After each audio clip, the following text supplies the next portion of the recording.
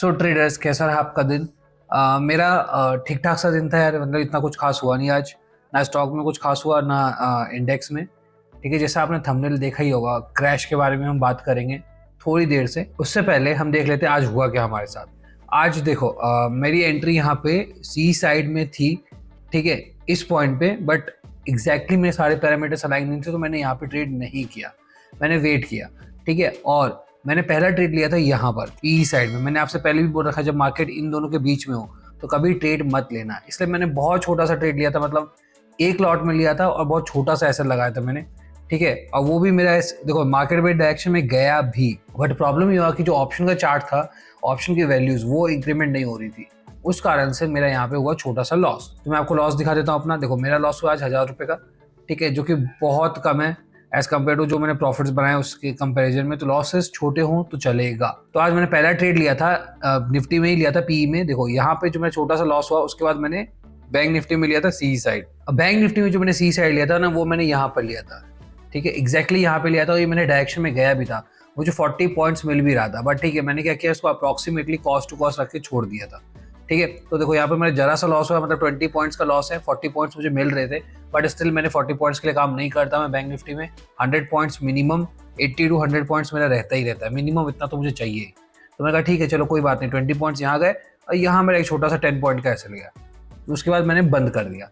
ठीक है, क्योंकि देखो उसके बाद क्या था, मार्केट में कुछ था ही नहीं। मतलब मार्केट हमारे डायरेक्शन में गया भी, बट प्रॉब्लम ये है कि ये इतना धीरे धीरे गया ना कि टाइम के कारण यहाँ पे हमारा स्टॉप लॉस चला गया।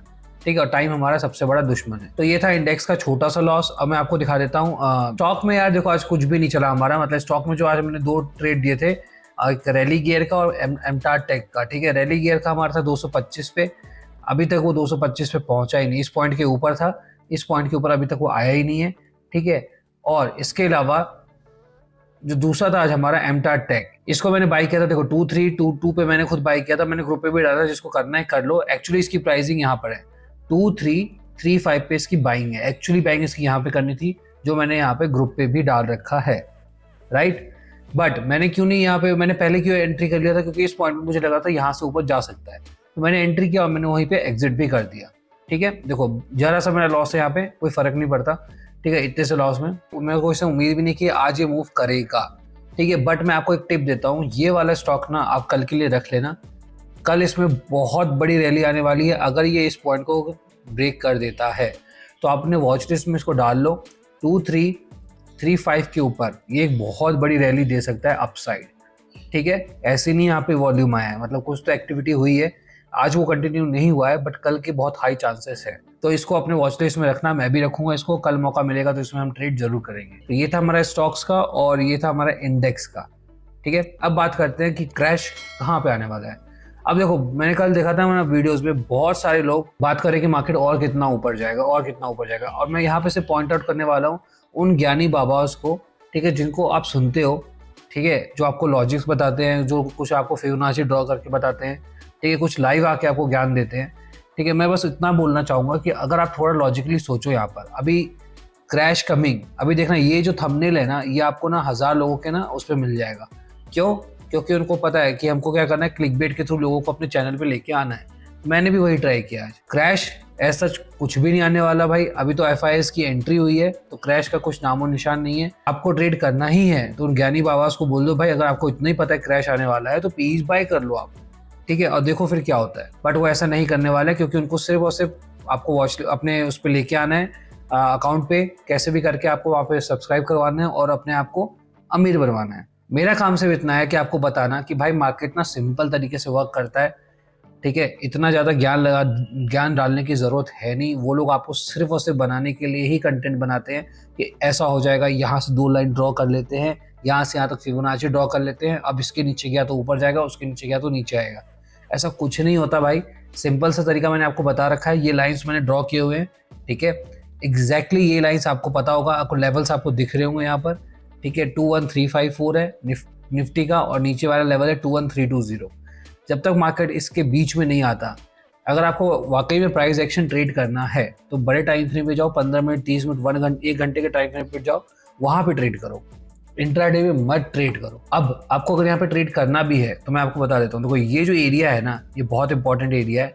यहाँ पे जब मार्केट आएगा ठीक है, मैं ट्रेड करने वाला हूँ अपने सेटअप के अकॉर्डिंग ही, ठीक है, उसके ऊपर वीडियो में बनाने वाला हूँ, तो मैं उसी सेटअप पे ही ट्रेड करूंगा, उसके अलावा मैं कुछ और ट्रेड नहीं करता प्राइस एक्शन। ये मैं सिर्फ उन लोगों के लिए बता रहा हूँ जो प्राइस एक्शन ट्रेड करते हैं। प्राइस एक्शन में आपको मैं एक चीज बताता हूँ, आपको ना ये 10 लाइनें ड्रॉ करने की जरूरत कभी होती भी नहीं है। आपको सिर्फ और सिर्फ क्या करना है, एक सपोर्ट और एक रेजिस्टेंस मार्क करना है, that's it for the intraday traders. यहाँ पे अगर मार्केट आता है तो आपको बाय करना है, रेजिस्टेंस पे आता है तो आपको सेल करना है, इतना सिंपल होता है। ठीक है, यहाँ से आप फिबोनाची ड्रॉ करो, फिर यहाँ पे ये लाइन ड्रॉ करो, वो लाइन ड्रॉ करो, इतना नहीं होता कॉम्प्लिकेटेड मार्केट जितना लोग बनाते हैं। ये एरिया जो है ये सबसे इंपॉर्टेंट एरिया है। कल मार्केट अगर इस एरिया में आता है और आपको यहाँ पे कोई पैटर्न दिखता है, चार्ट पैटर्न, तो आप बाय कर लेना, यहाँ से ऊपर जाने के बहुत हाई चांसेस है। ठीक है, और अगर आपको सेलिंग ही करना है तो वेट करो ये 3120 का लेवल ब्रेक हो जाए। जब ये ब्रेक होगा तो ही एक मोमेंटम आपको नीचे की साइड दिख सकती है, अदरवाइज आपको नीचे की साइड मोमेंटम दिखना अभी तो पॉसिबल नहीं है, क्योंकि मार्केट में बहुत खतरनाक बुलिश मोमेंटम चल रहा है। ठीक है, तो जब तक चल रहा है, जब तक एक बड़ा सा रेड कैंडल नहीं बन जाता इन अ डेली बेसिस, ठीक है, मैं आपको एक टिप देता हूँ, आप ना तब तक बाय करना, ऐसा बाय ऑन डिप होता है ना, इस पॉइंट पे बाय करना या इस पॉइंट पे बाय करना, जब तक आपको इंट्राडे में, जब तक आपको डेली बेसिस पे एक बड़ा सा रेड कैंडल नहीं दिख जाता। मतलब एक दिन ऐसा मार्केट आएगा ना, जब मार्केट गिरता ही जाएगा, गिरता ही जाएगा, गिरता ही जाएगा, उस दिन एक बड़ा सा रेड कैंडल बनेगा। उस दिन फिर थोड़ा सा चांस लेना कि हाँ चलो अब मैं यहाँ से जा सकता हूँ बेयरिश साइड में। ठीक है, अब मेरा कॉन्टेक्स्ट चेंज हो रहा है बेयरिश साइड में, तब तक बुलिश ही रहो, बाय ऑन डिप करो, इस पॉइंट पे बाय करो, इस पॉइंट पे सेल करो। ठीक है, अपसाइड लेवल पता है बहुत लोगों को, ज्ञानी बाबा को पता ही नहीं होता, मैं उनको भी बता देता हूँ भाई, अगर आपको अपसाइड लेवल नहीं पता तो ये है भाई अपसाइड लेवल 564 पहला लेवल है। ठीक है, और उसके ऊपर गया तो 671 21671 दूसरा लेवल है। तो अगर आपके ज्ञानी बाबा जिनको आप देखते हैं उनको लेवल्स नहीं पता तो आप ये लेवल्स उनको बता देना, मे भी शायद उनको फ्यूचर में कभी काम आ जाए। सो इतना सिंपल होता है गाइस, आपको इतना ज़्यादा लोड लेने की जरूरत नहीं होती। ठीक है, बस मार्केट में आपको बनाया जाता है तो उस पर थोड़ा सा ध्यान दो, बाकी कुछ नहीं। अब देखो बैंक निफ्टी में क्या हुआ, ये लाइन जो मैंने ड्रॉ की थी ये मैंने मार्केट ओपन होने से पहले ही ड्रॉ किया था। क्या हुआ, मार्केट ने क्या किया एग्जैक्टली इस पॉइंट से, देखो एक बार, दो बार, तीन बार, चार बार सपोर्ट लिया, इसलिए मैंने सी में यहाँ पे बाइंग करी थी। ठीक है, और वो क्या हुआ मेरा छोटा सा एसएल गया, यहाँ पे डीएसएल ही गया मेरा बेसिकली 20 पॉइंट्स का, सिर्फ 20 पॉइंट्स का। बैंक निफ्टी में 20 पॉइंट्स कुछ नहीं होता। यहाँ पे देखो ये जो लाइन मैंने बना रखी थी, मार्केट ने क्या किया, इसी पे सपोर्ट लिया है।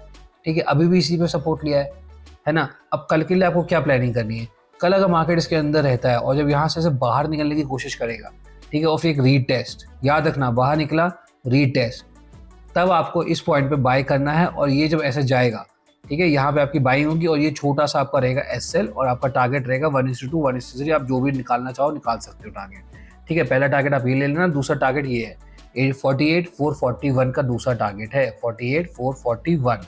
ठीक है, अगर आपको पसंद आया ऐसा एनालिसिस तो मुझे बताओ, मैं आपको ये लेवल्स प्रोवाइड करूंगा जो चलते हैं मार्केट में, एक्चुअली जो मार्केट में ना वर्क करते हैं, ना कि कुछ फर्जी ज्ञान। ठीक है, तो पहला अगर आपको लेवल चाहिए सपोर्ट का तो याद रखना इसके बीच में कोई ट्रेड मत करना, या तो इसके नीचे ट्रेड करो या तो इसके ऊपर ट्रेड करना। ठीक है, बीच में कोई ट्रेड नहीं लेने। तो अगर आपको ऐसा ही चाहिए, अगर आपको ऐसा एनालिसिस पसंद है तो मैं इसको और अच्छे से आपको एक्सप्लेन कर सकता हूँ, तो कमेंट करके जरूर बताना मुझे आपको ये एनालिसिस कैसा लगा। Till then take care, bye bye.